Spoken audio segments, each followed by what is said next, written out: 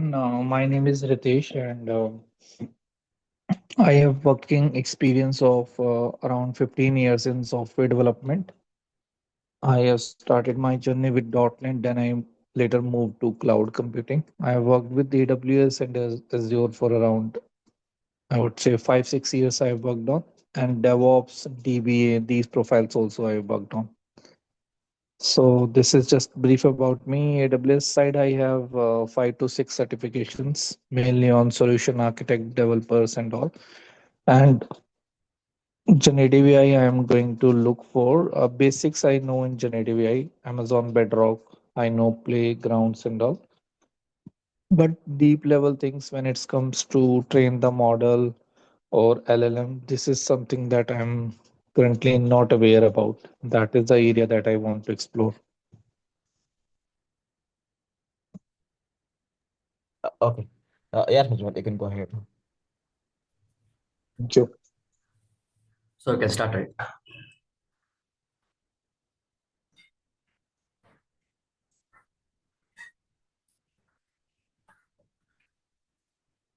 I hope my screen is visible, right?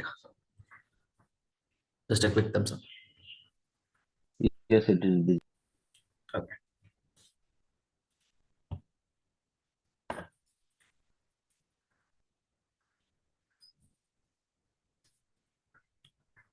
So yeah, welcome to this course, Generative AI with AWS.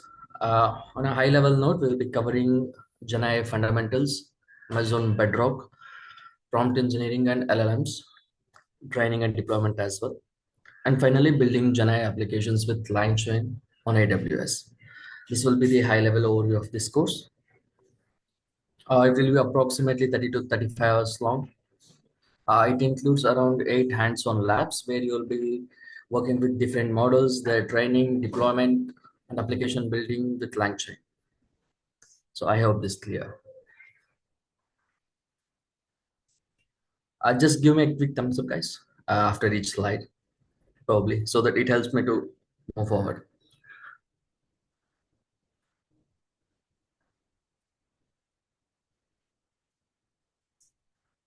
Should we ask the question in Okay. the end or should we ask right now?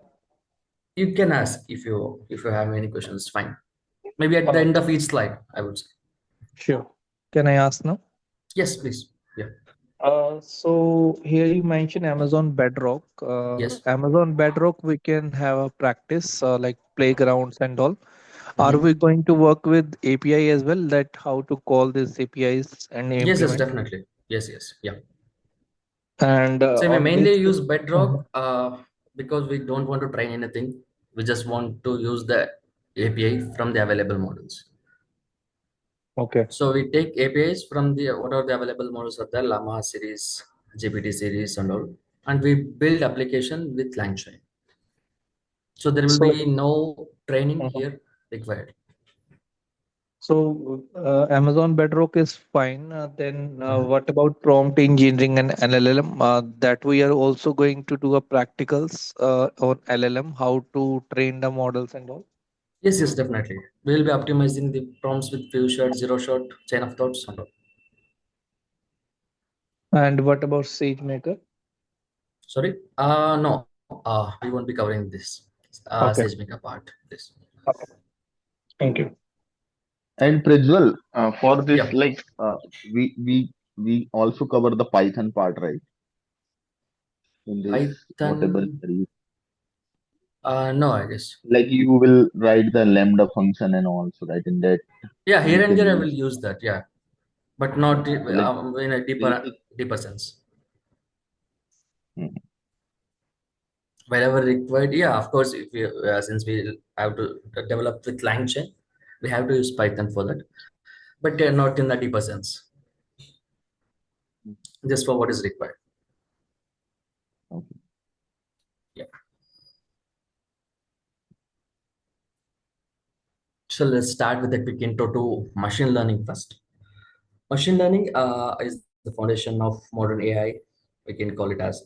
It lets machine learn from past data and improve over time. Instead of writing rules manually or rule-based systems, We feed the system examples and it learns by those examples. Think of Gmail filters, how Gmail filters spam, because you don't write any rules there, any conditions there.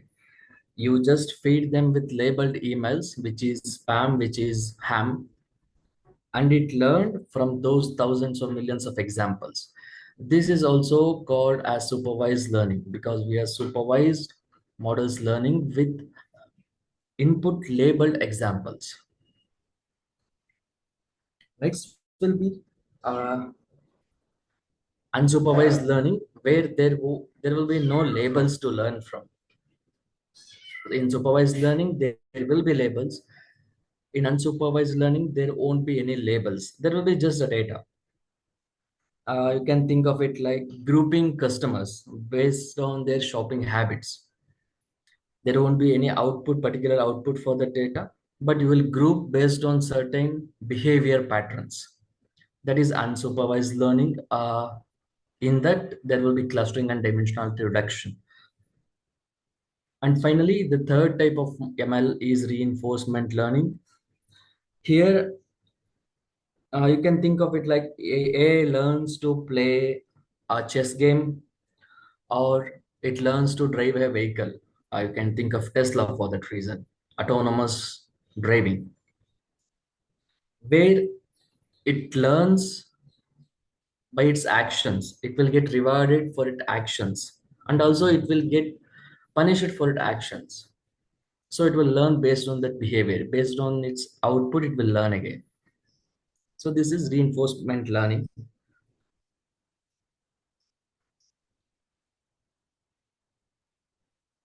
The examples would be robotics and autonomous agents or vehicles, as I said about Tesla.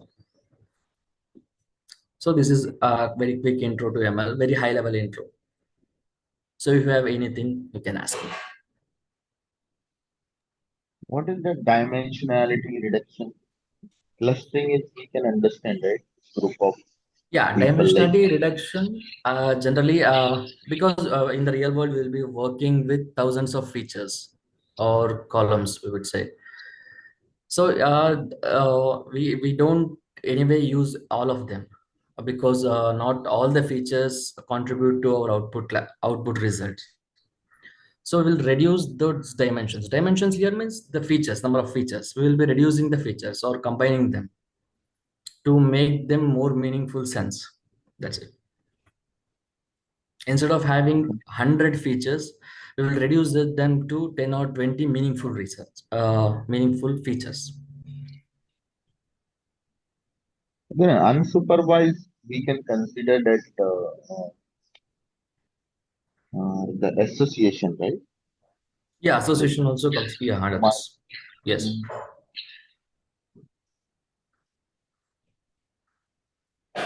market basket analysis, that also uh, under association.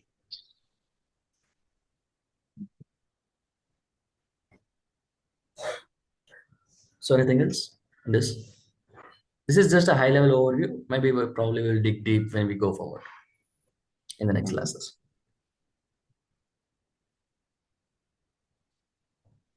So I hope this is fine, right? You just keep in mind that ML is a subset of AI that enables machine systems to learn from data and improve over time without being explicitly programmed. We don't literally type rules here. The model learns from the data or the examples of the input data. This is also called as representation learning or pattern recognition, where the model learns from the input data without being hard coded. And it has three types: supervised, unsupervised, and reinforcement learning. So if it is fine, we can move forward.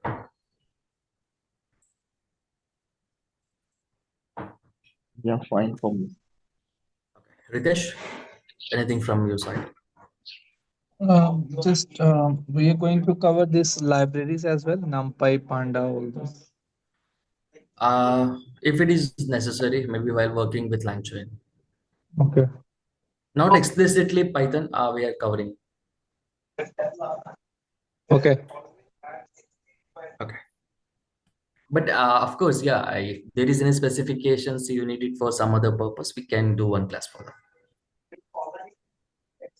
Yeah, sure. Maybe like brushing up with Python basics, working with pandas, numpys. Yeah. Okay. Next will be machine learning life cycle. Every ML project follows a life cycle, from understanding the problem to deploying the model into production and keep monitoring it. It should begin with a clear goal, like what decision are we trying to automate or improve. The first part will be a data set building. You can also call it as data collection, where you will get the source data for the whole machine learning project. It can be from your on-premise databases or flat files or from the APIs. Once you collected your data, you will proceed with data pre-processing, where you will clean the data. You will basically deal with null values, inappropriate values here. So you will just pre-process data, or you can call it as data cleaning as well. And next process, and the data pre-processing, you will perform the EDA as well, just to get the high level overview of your data, what's there, what's not there, how the distribution of the features is. All these things you will get to know this in data pre-processing stage. Next will be choosing an appropriate technique. Here technique refers to the problem statement, like is it a regression thing, is it a classification thing, or is it clustering and all. After choosing a technique or a type, you will proceed with model training, where you will train the model with input data. Of course, we will be dividing data into training and test sets. You will train the data with training set, what is there, and evaluate with test set of the data. We used it for evaluating our model. And of course, we will be looking for certain metrics. We have different metrics for different things. For regression, we have r square error and all. For classification, we look for precision, recall, F1 score and all. And the final stage would be the model deployment. If we feel like if it is performing very well on our test set, it is generalizing well, we will move on and deploy the model.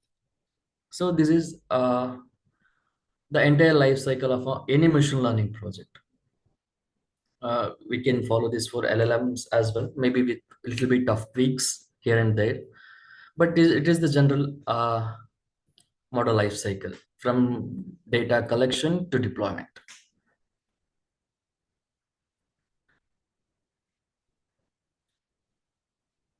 So any questions here? So the choosing an appropriate technique, right? This is nothing but a model, right? Foundation Yes, model. yes, yeah, basically. Like basically, you'll choose whether you should do a regression or classification. If classification, again, that again it's a model. Whether you use logistic regression or some other thing.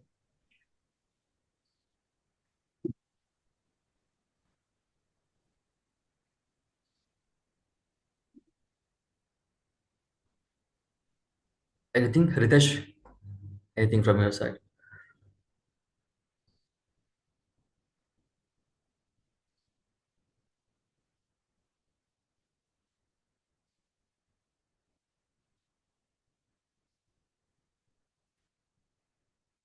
Okay, we'll move forward with this.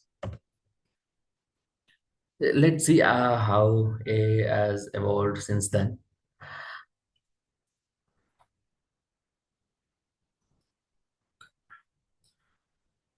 Yeah, it first started with the traditional machine learning and CNNs in 2012 and 14. This is the time period where CNNs were introduced as a part of deep learning, convolutional neural networks, to work with both images and text data.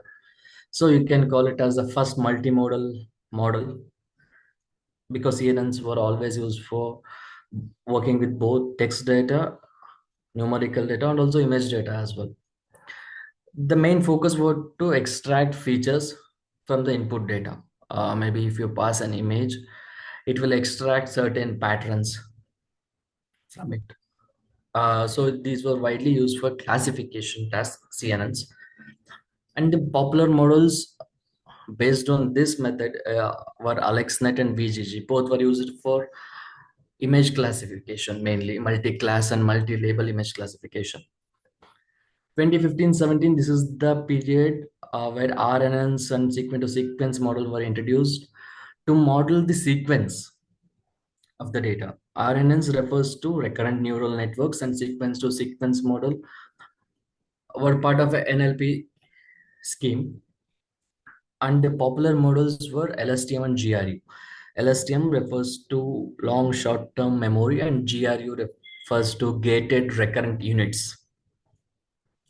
Both were used to model the sequence, like predict sequence modeling. In short, it is nothing but predicting what will be the next thing is. Maybe you provide three things, and the model has to predict what the fourth thing will be. It's like predicting the next sequence, next scene, in general words, you may say. So these were mainly used for text generation, where model tries to predict what will be the next word.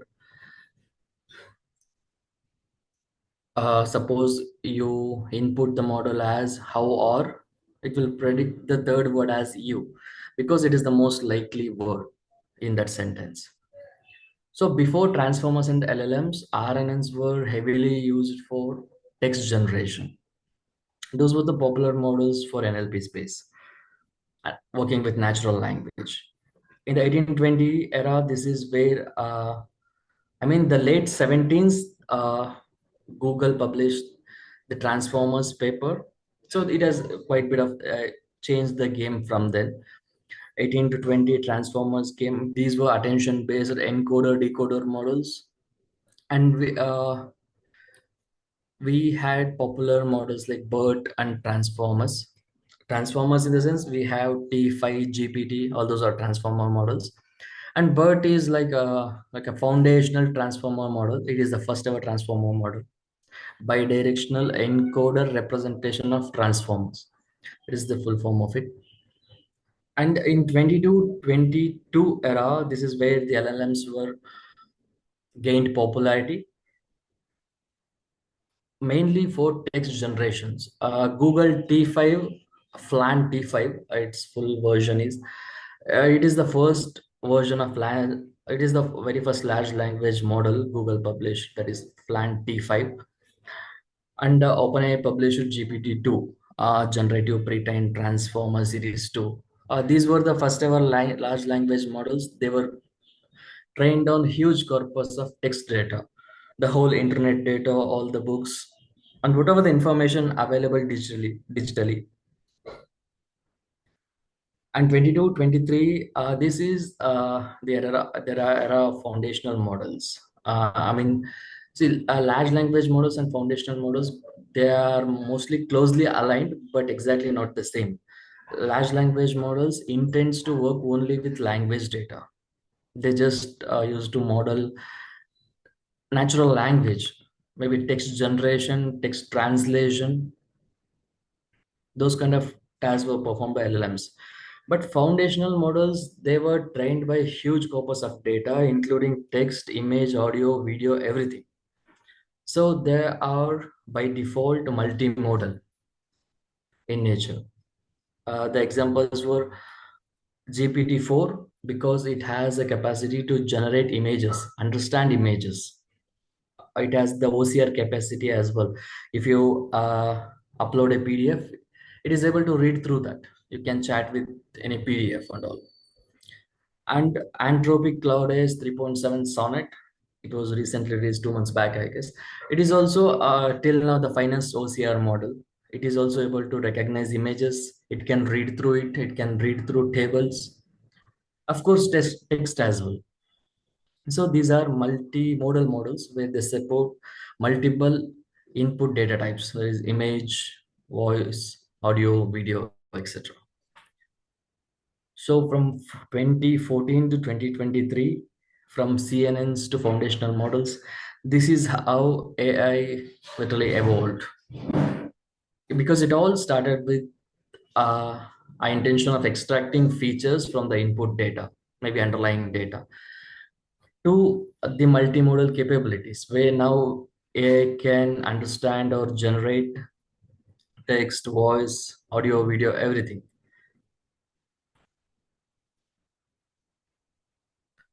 Anything specific you want to understand in this? What is the full form of CNN and RNN? Yeah, CNNs are convolutional neural networks, mainly used for working with images, image understanding, image Classic. classification tasks. RNNs were recurrent neural networks. They were highly used for sequence modeling, that is, working with text data. Like basically, RNNs, say sequence modeling in generally it you can call it as like predicting the next word. Hmm. If you pass a sequence of 5 words and the model tries to predict what will be the sixth word, what is the probability of the word that should be in the sixth place? So whichever gets the higher probability, model puts it there. So that is sequence modeling, and RNNs were by then they were the popular algorithms for working with text sequences. And of course, there were also few NLP techniques like word to vector and all, where the algorithm converts the words into vectors. So those were the NLP foundational models before LLMs and transformers.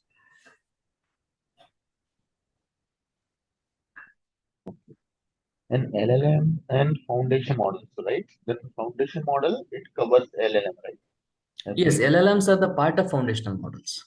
Uh, and every They're, like these all are the part sequence modeling, feature extraction, classification. These all are the part of the foundation model. sorry, your voice is breaking. And see, in foundation model, all these features covered, right? Extraction, classification, sequence modeling. Yes, yeah. Uh, Because see, what traditional ML and generative AI is hmm, different of is traditional ML. It serves only one purpose. Maybe image hmm, classification. That's it. Done. Maybe hmm, predicting the price of a household. That is regression task. That's it. But foundational models are trained from literally every kind of data, like it trained on text data, image data, audio data, video data, everything. So it is by default it is multimodal, it supports everything. You can use a single foundational models for image classification, for voice generation, voice analysis, image generation, image classification, text generation, OCR detection, like see all the purposes. It is the like a one big base model hmm, which serves multiple purpose. But of course, the by default the accuracy will be very low, since it is since it is not trained for specific use case. It is just trained as a general model.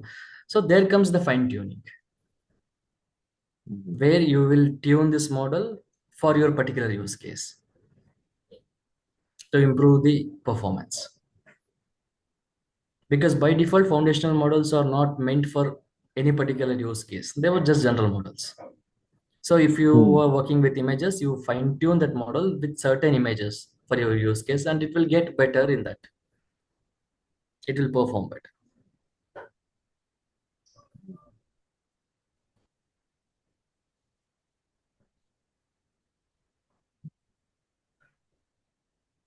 Okay. Okay.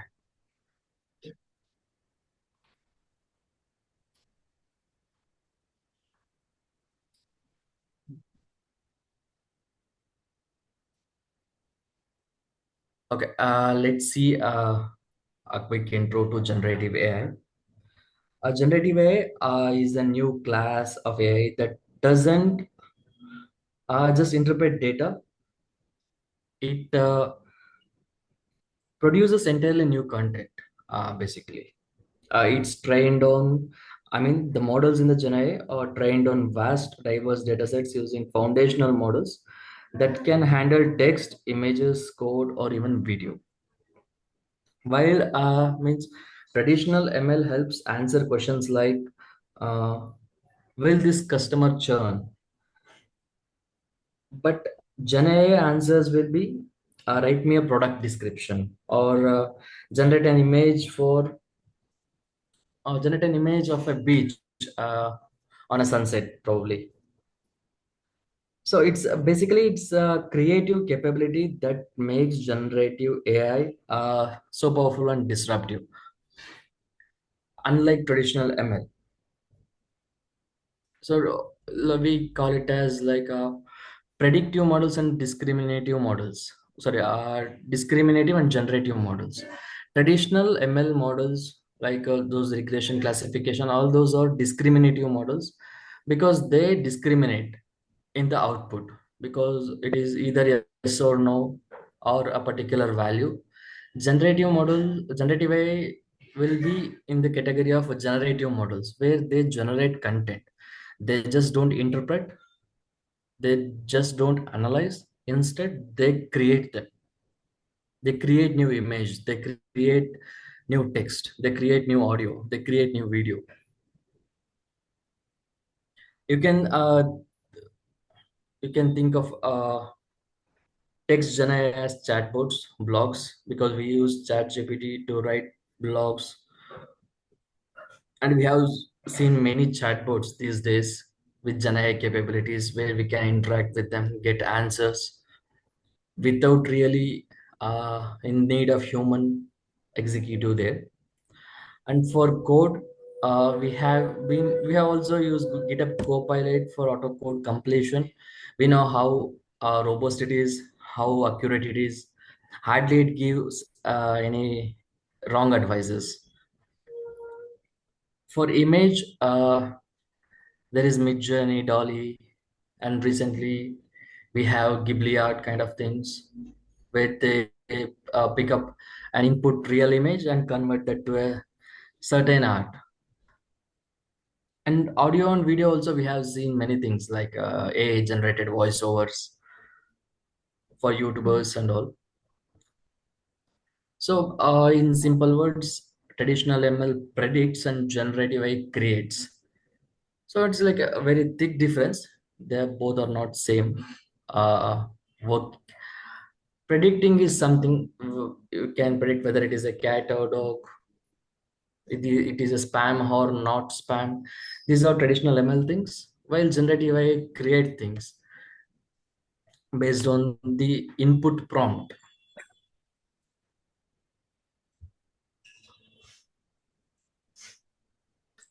So anything you want to understand here?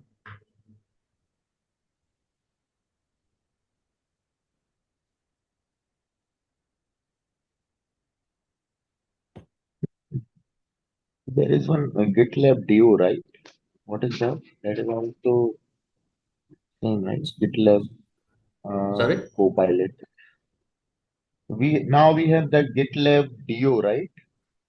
Duo, if you heard. So GitLab. that is same as GitLab Duo. Do okay, okay, yeah. So that is same as the GitHub Copilot, right? Yes, mostly it works in the same way, but it also assists with certain branching and all. It is not only limited to coding. Hmm.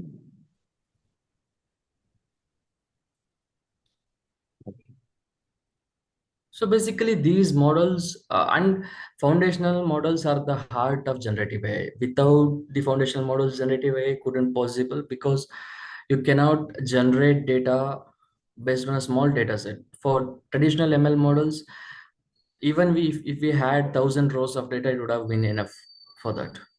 But to generate content, Uh, we need huge input data to train models, and foundational models are the best part for this generative AI because anyway they are trained on huge corpus. It will helps to generate new content because by then also model learn so much of patterns from the available input data.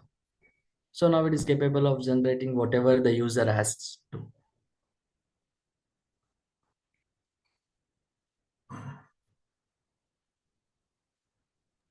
Okay.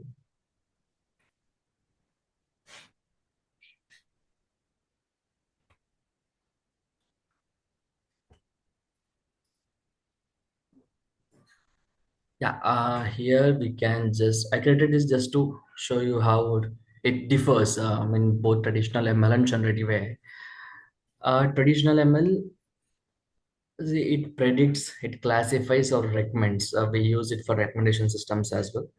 On the other hand, generative AI creates new content, text, images, and code. Traditional ML works with task specific models like churn prediction, price prediction models, image classification models. They serve only one purpose.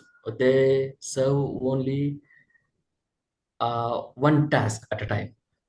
But generative models, they are general purpose models like GPTs, llamas, mixed models, DeepSeek models. They are general purpose model. You can fine tune it on any of your use case, and they are good to go with the very best accuracy possible if you fine tuned it well.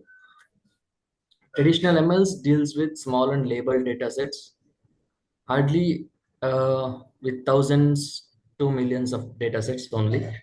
I mean the rows. Where generative AI, I mean the when it I mean if I am referring generative AI, I am referring the foundational models here. They are trained on massive unlabeled data sets, and but it is not entirely true because they were trained in a supervised manner as well. But majority wise, it will be unlabeled data set because of the Google crawling and all. These data sets Mm-hmm. will be unstructured and unlabeled. Mm.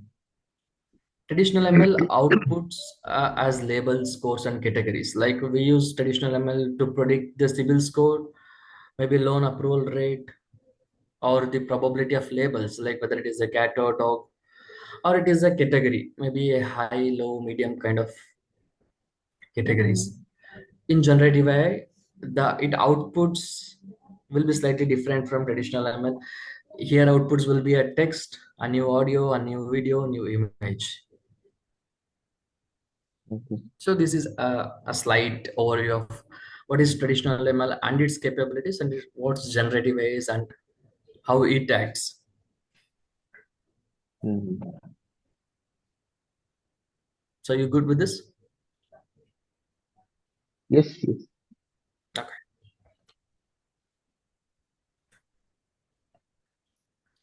So we get back to foundational models a bit because since they are the heart of generative AI, Mm-hmm. digging on it would help us. Foundational models are like the core engines behind generative AI. They are trained on huge data sets, as I said already, text, code, images, so they can generalize across many different tasks. Unlike traditional ML, where it deals with only one specific task, generative AI will generalize across different tasks and use cases.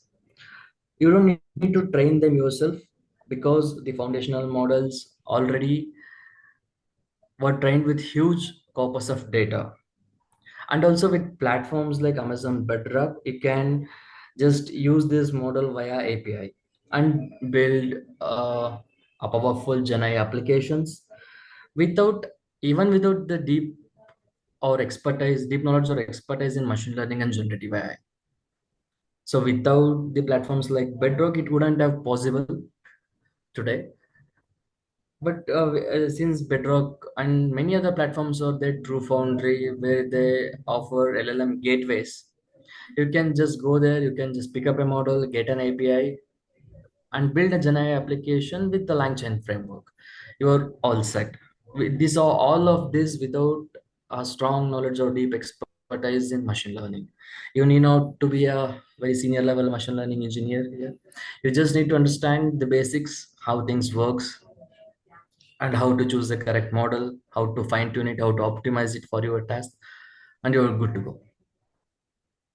All of this with the help of platforms like Bedrock, because they abstracts the underlying infrastructure. You don't need to spin up the Linux server, everything, because Bedrock will do it for you in the hindsight.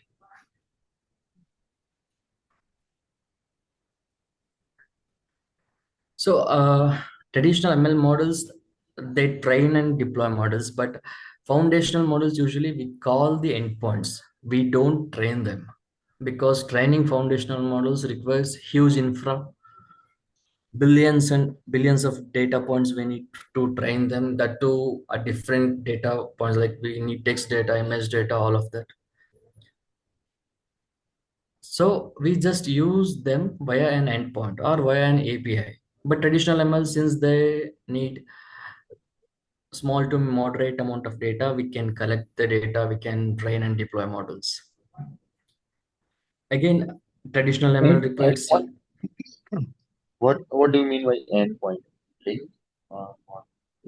endpoints, API endpoints. Okay. Yeah, I mean, once you deploy any model, see, if you take traditional ML models, you deploy, when you deploy it as a fast API endpoint, you can call that endpoint anytime to predict something. Mhm.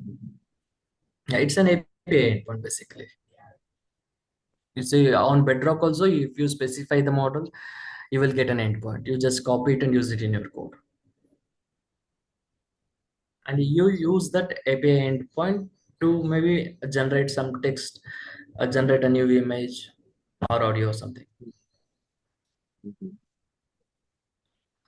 A traditional ML models often requires complex infra setup, because when you are working on any logistic regression, linear regression, or decision tree models, you have to set it up all by yourself.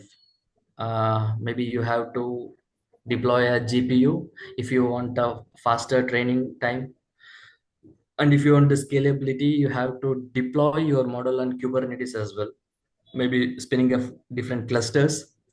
But for foundational models, with the support of platforms like Bedrock, the infrastructure layer, whatever it is there, it completely abstracted.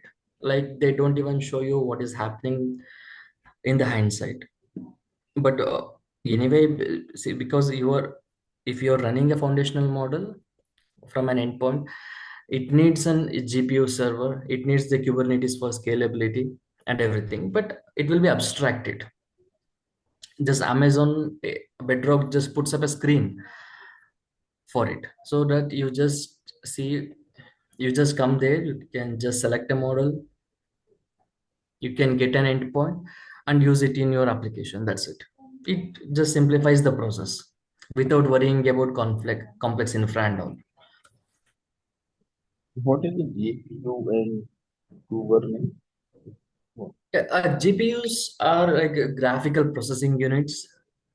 We mhm. need some higher memory, sorry, or a higher compute to speed up the process. Otherwise, the training will be very slow. Then inference will be very slow. As the Mhm. data grows, as the model become more complex, on CPUs, yeah, it works on CPUs as well, but it takes days and days just to train a model. Suppose if we are working with around 10 million data set for an, I mean, numerical data set, on CPU, it approximately takes 8 to 10 hours to train a model of like a decision tree. If you're training a decision tree or random forest, it will take 8 to 10 hours to train that on 8 GB RAM CPU. But instead, if Mhm. you use NVIDIA A100 GPU, it will be done in like 10 to 20 minutes, because it has 60 GB RAM, Mhm. virtual RAM, and 24 virtual CPUs. So it will speed up the compute process. It will speed up Okay. the training process and inference as well, because inference also, if you ask ChatGPT a question, you expect an immediate response, right? It won't work like you ask a question and it responds you after 5 minutes. So just to speed up things, just to improve reduce the latency, GPUs are very essential things for AI, for training and inference. Kubernetes we use for scaling it. We spin up multiple clusters of Kubernetes and deploy models in that. So it will handle the load balancing part and all,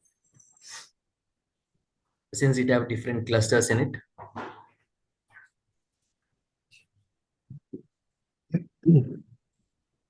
That I think we'll go in a more deep coming session. Sorry. Currently, like in coming sessions, we'll go in more deep into that, right? Yes, yes. I Correct. mean, today's session, it will be like just introduction about everything. Introduction about foundational models, Gen AI, introduction to machine learning, everything just Mm. like just an introduction. Just what is it and how it works. That's it. Yeah, yeah. In the coming classes, we'll go hands-on. We will just log into AWS and see how we can get an Mm. API for a particular LLM, and we try different LLMs. Then we have private LLMs, open source LLMs, and all. And for practice purpose, right? This is like available in free tier or like we need to pay for that, like Uh, bedrocks and Bedrock, yeah, it's available in free tier as well. But okay. you can only get the open source models like Llama series. They don't Mm. offer Anthropic models, Cloud AI, and GPT models, because those are private models, right? So you have to pay them to use their endpoints. Okay. Llama is an open source model, so you can use it. Mm. So we will move to the real world use cases. So as of like I already mentioned many times, for text, you might have already seen the chatbots. They are used to support queries from the customers, sales as well, and internal bots for knowledge retrieval purposes.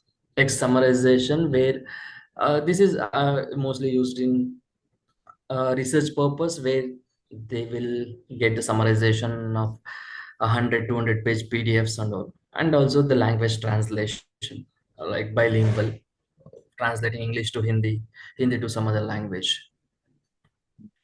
And coding part, we know GitHub copilots and many code completion, like GPT also capable of generating code, bug fixing. GPT also reviews code as well. If you paste code and ask it for reviews, it will suggest the optimization parts. And also, yeah, the generate unit tests as well. It will write unit tests for your code. If you just paste your code and if you ask for write unit test for this, it will give you the unit test. You can just directly copy it and run it on VS Code. It works perfectly fine. And for design purpose, you might have seen many influencers or YouTubers use these many Midjourney and DALI algorithms, or maybe platforms to generate the creatives for their maybe storytelling, video production. And also these days many websites also using these design tools for specific graphics for their websites, UI UX thing. And also these will be widely used for marketing as well. When it comes to enterprise, yeah, there will be slightly on the higher side. We will be having rags for content discovery or product discovery. We can research well with rags because they're very efficient in retrieving the information from the knowledge base. Whatever you ask, it will present it with in front of you in a seconds, uh, though it may be a very big knowledge base. So it is a very efficient retrieval method, rags. And of course knowledge assistance, these will be like mainly used by the internal employees of the company. Maybe you can store the whole company's SOPs, rules, regulations, and all. So if any employee wants to know something about that, they just query that bot for the knowledge. Instead of asking any HR or any senior level employee, they can use these bots for knowledge retrieval. So it is like kind of a good automation. And of course, Can you explain RAG again? What is RAG? yeah, RAG basically is retrieval augmented generation, where it is mainly a efficient retrieval agent. Suppose there is a knowledge base with 10 billions of books. If you Hmm. assume that, it will efficiently retrieve any page of any book within a second. So that's why we use RAGs. Hmm. Basically, to search information in the vast group of data. Hmm. It is a search mechanism. These days, we will be using RAG for product discovery as well. I mean, the accuracy is very good with RAGs. That is the main thing. If you search for generative AI with AWS, it will retrieve the exact book which is written on Gen AI with AWS with almost 90 odd percent accuracy. Hmm. So by far, this is the best retrieval method we have for information search. So going forward, we'll be having, I guess, two labs around RAG, where we'll be building the RAG pipeline for information search. Hmm.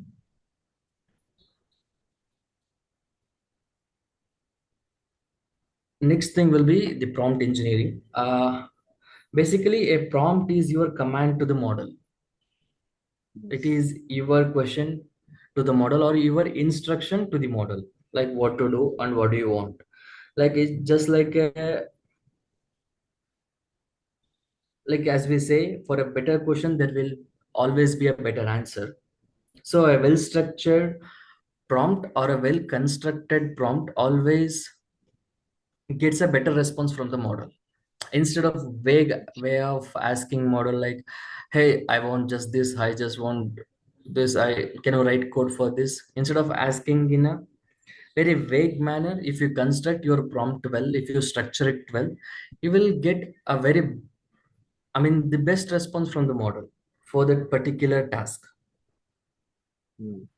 Prompt engineering basically helps bridge the gap between what you want and what the model understands. Because you are talking to model in your natural language. If English is your natural language, you are interacting with the machine with your natural language. So anyway, model is having difficulty in understanding human language or human natural language.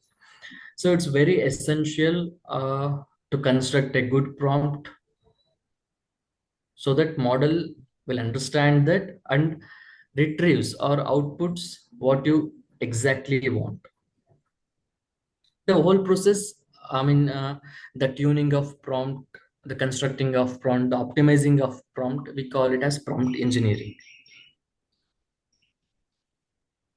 So there are three types of prompts. One is zero shot and a few shot and a chain of thought prompting.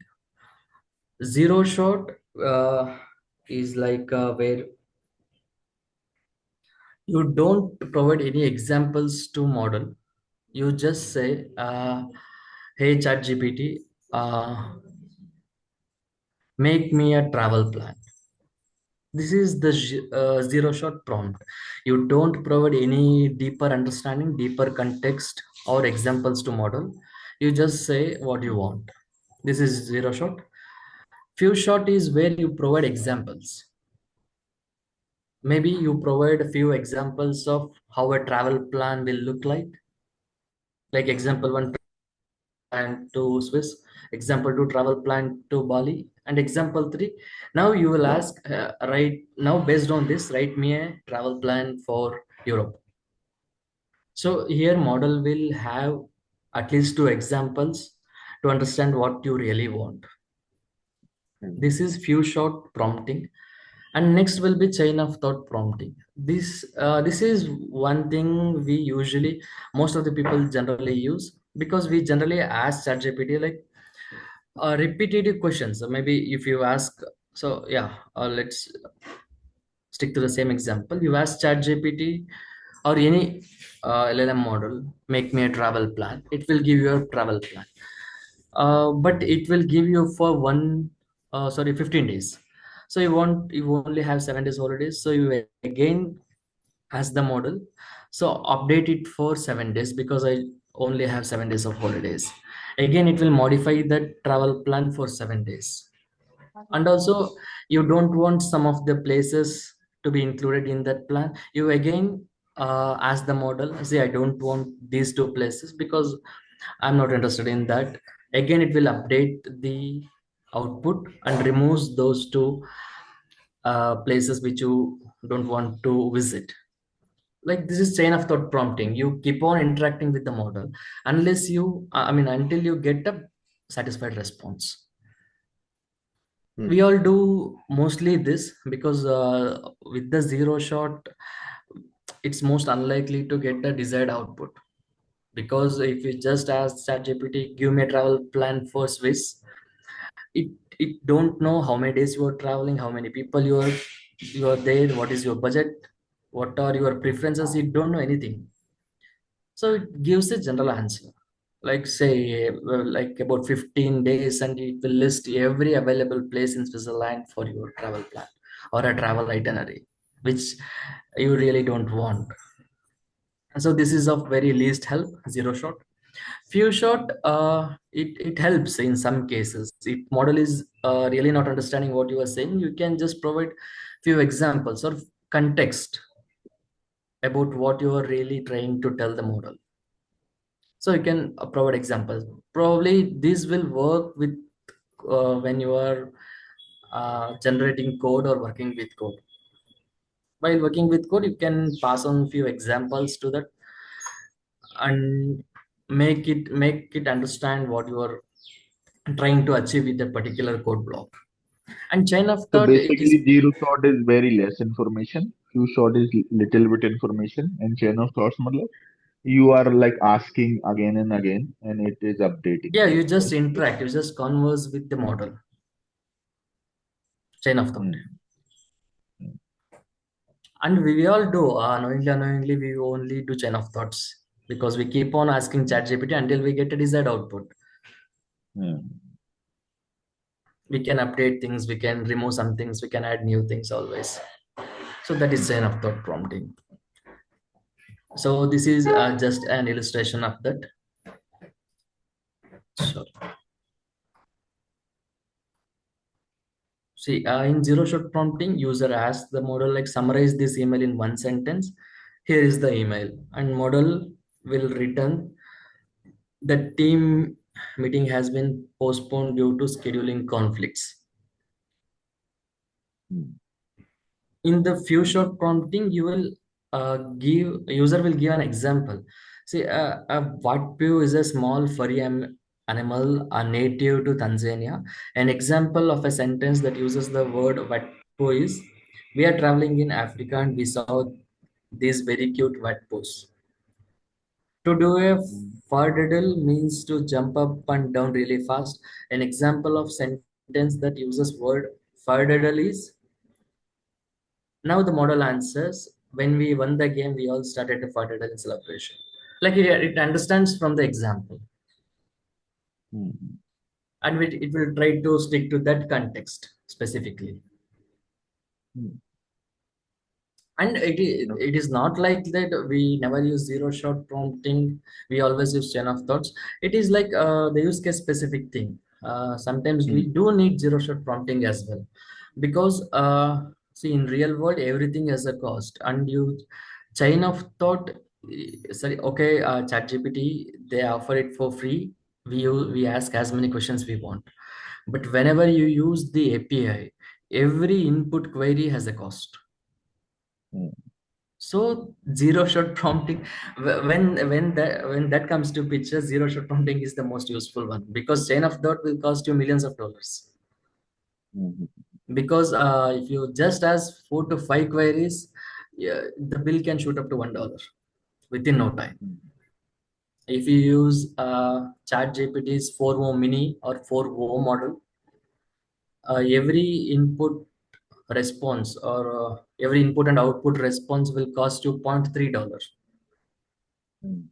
So if you make a travel plan with 20 iterations, I mean, if you ask 20 questions and it will give the updated plan after 20 questions, there will be around $5 to $6 cost for that, around Mhm. 600 rupees or 500 rupees. Mhm. So while we are in real world, the model is deployed and accessed via APIs. People usually go for zero shot prompting or few shot prompting. If it is not producing a good result, zero shot, we go for few shot. And chain of thought is a very bad idea in that, Mhm. because if you keep going with multiple questions, the cost will shoot up. Okay. So it's a chain of thought. It's more like but if you deploy any open source models, it's fine. Because if you deploy Llama 3 model on Mhm. NVIDIA A100 GPU, if you run it for 24 hours a day for a month, it will cost you around $600. So around 48,000 rupees. But you can answer, it will be unlimited. Mhm. You can ask questions 24 by 7 for the whole month. There will be no restrictions. And it is a fixed cost of the GPU, that is Prajwal, $600. can Yeah. can we continue tomorrow? Like today, I need to jump in another call. I just got message from. Yeah, I mean, we Uh, just finished it. I mean, we have risks and limitations. Maybe I will share this slide with you. You can just go through it whenever you uh, have time. yes, yes, yes. Tomorrow we will get started with this Janai project life cycle, where we will see Yeah, how we yeah, yeah, sure. can plan a project until deployment. Yeah, yeah, sure, sure. Okay. Oh, yeah. Thanks, Prajwal. Yeah, thank you. Thank you for joining.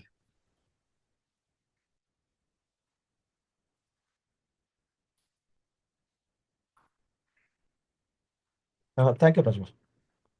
See you. Yeah, hi guys. Yeah, thank you.